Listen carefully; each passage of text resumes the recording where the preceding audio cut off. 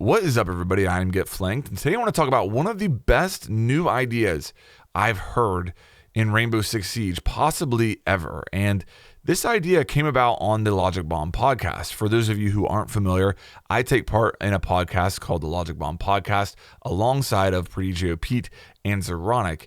And in this particular episode, we had Canadian from Space Station Gaming and Antero, who's a Pro League caster as well as content creator, on as guests. And we were talking about the Defender meta as far as them having so much utility. And we started talking about ideas that we have on how attackers could better deal with that utility. And I'm going to show the conversation right now, which kind of sparks the idea that I'm going to talk about for the remainder of the video. Which you almost can't, other than IQ and hard breach, it feels like you can't afford to not bring explosives. Yeah. Almost now. That's how it feels now playing in this Wamai meta. Yeah. It's very hard to not bring explosive. I'm at the point where it's just give every operator a mini secondary launcher that just has 2 small impacts. I'm at that point. I'm at that point where it's just give everybody the ability to blow up something that's bulletproof. If you're going to put so many bulletproof gadgets in the game, I don't care. This sounds crazy. A mini Ash launcher. I don't think it's that crazy. This sounds crazy. What if flashes had a explosive property to them and could actually destroy? They kind of do. Yeah. But what if a flash would destroy a deployable shield? Or, 2 flashes maybe. Yeah. It did enough. So you have the Kelly explosion. They could use that explosion on something else as well. I'd be fine with legitimately giving attackers a flare gun pistol instead of their pistol. They could choose to have this little flare gun 40mm pistol, and you can shoot out these Cali looking things. Yeah. And you only get one. Being able to remove one shield or one maestro and still having your flashbangs is pretty damn big. Yes. And you're in a really bad spot if you ever have to pull your secondary out. Yeah. Because it's a one shot. It's a massive downside, but helps you clear stuff out. So at least that could potentially be balanced. It would help a lot. It would help a lot.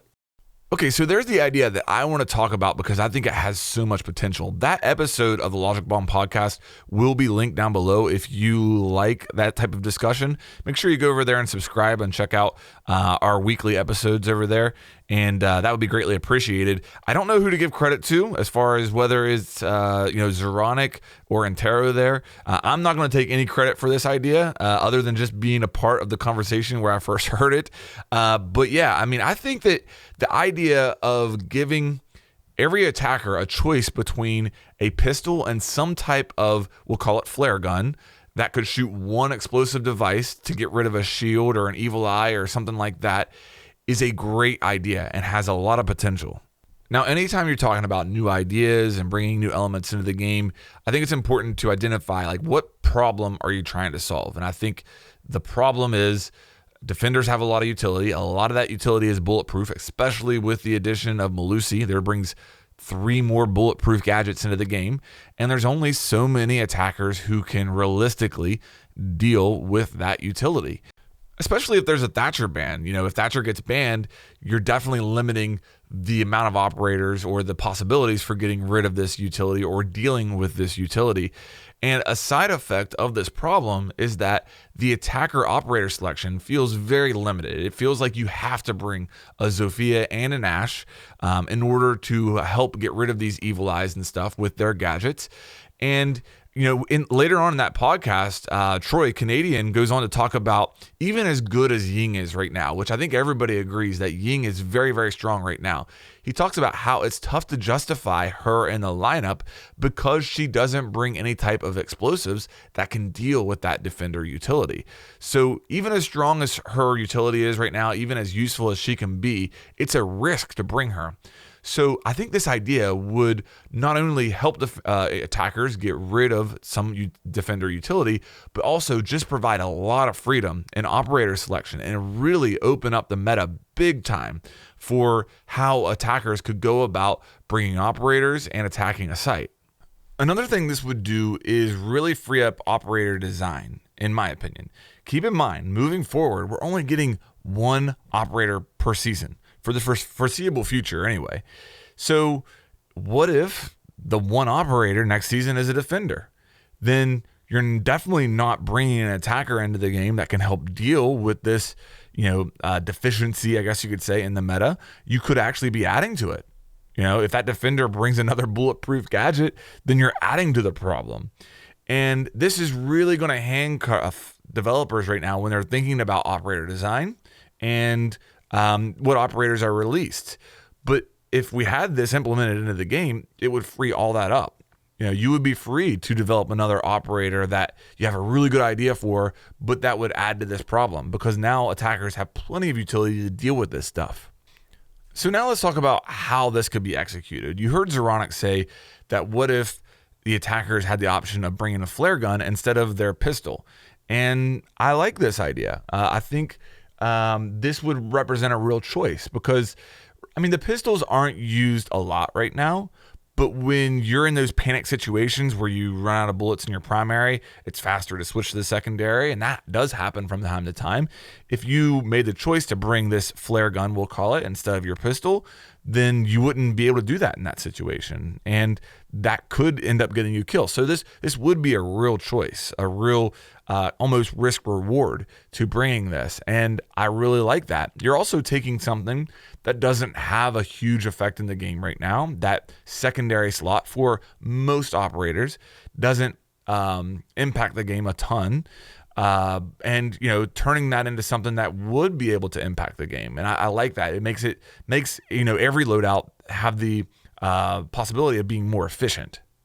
The reason I like this more than making this some type of secondary gadget that's available to attackers is, once again, if it's a secondary gadget, it's only going to be available on a few of the operators. And you have the possibility of, again, running into situations where you only bring these operators because they can deal with this. Or what if they only put it on operators you don't enjoy playing? Like, let's make it easy for people to choose attackers who can deal with this. You know what I mean? Like, it's kind of like the proximity alarm right now. You notice with the proximity alarm, they put it on defenders that aren't real popular right now. So you're not seeing them have a big effect right now because maybe people don't want to play orcs. Maybe they want to bring a proximity alarm, but they don't want to play any of those defenders that have it. So let's make this easy for attackers to bring. Don't make them play an operator they don't want to play in order to bring it. That's my opinion. So now let's talk about how this explosive would look and the properties of this explosive, because I'm sure there's probably some people out there picturing explosive similar to what Ash has or Zofia, and I don't think that's where the direction I would go. I think that if every attacker had the capability of making a hole as big as what Zofia can, from distance, that would be a little bit overpowered. So you heard Zeronic mention Callie's, how her explosives work, and I would follow that to a certain degree. And I'm showing that on the screen right now. I think that what's important and what I would want to take from Callie's rounds is the size of the hole that it makes in a soft wall. And you can see it's a pretty small hole. Actually, Callie's bullets from her sniper make bigger holes in soft walls than what the breaching round does, or whatever you would call her round. The lance, I guess, is what it would be called. So I think that's important, and I would want it to follow those that characteristic in that way. What I wouldn't want it to follow from Callie would be the potential to go through a reinforced wall and explode on the other side. I think that would be, again, overpowered for every operator to have. Not only that, you would basically make Callie pretty much useless if it could do that. So Callie would still be the only operator who could send an explosive through a reinforced wall. So that's where she would remain viable. But yeah, I think that as far as explosion, as far as damage, I don't want this to be lethal either. And Callie's lances are not lethal. Like, they don't do very much damage at all. So I'd want it to follow those characteristics. So for the most part, follow Callie's lance characteristics, except for the ability to go through reinforced wall.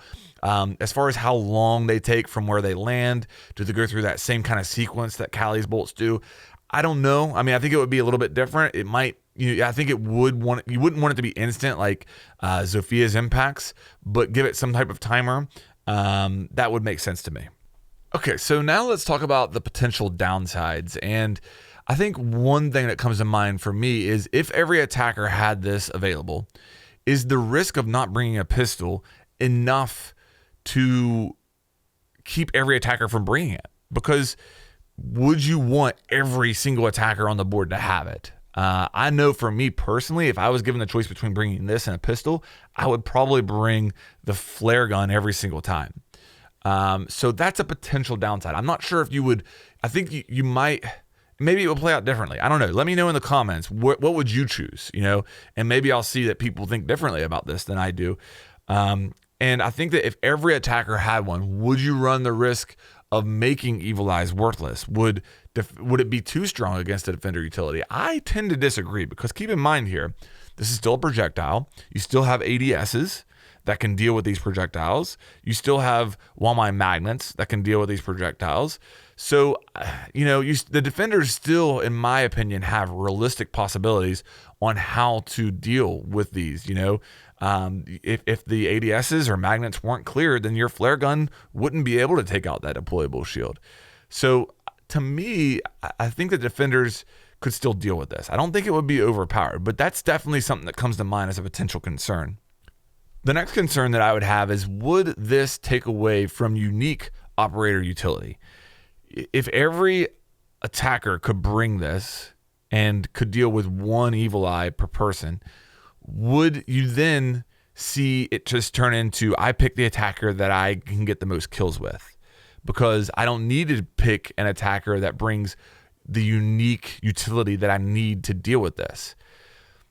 That's a concern I have. That's not something that I can answer. It's always really tough to predict this stuff. I don't know that it would necessarily, because, if you think about if Ying could bring this, then all of a sudden you're bringing Ying for her unique utility, those candelas, and you have the freedom to do that because your other attackers, including Ying, can deal with one Evil Eye or something like that apiece. So I don't see it turning into this, but it is a concern. It is something that I could see potentially happening. If every attacker has the potential to deal with some defender utility, then it could just turn into attackers or Ash, Twitch, IQ with a G8, and it would just turn into a frag fest. And, that might not be a good thing. Okay, guys, that's going to do it. Let me know what you think. Do you like this idea? Would you execute it in a different way? Do you have any suggestions? Put that stuff down in the comments.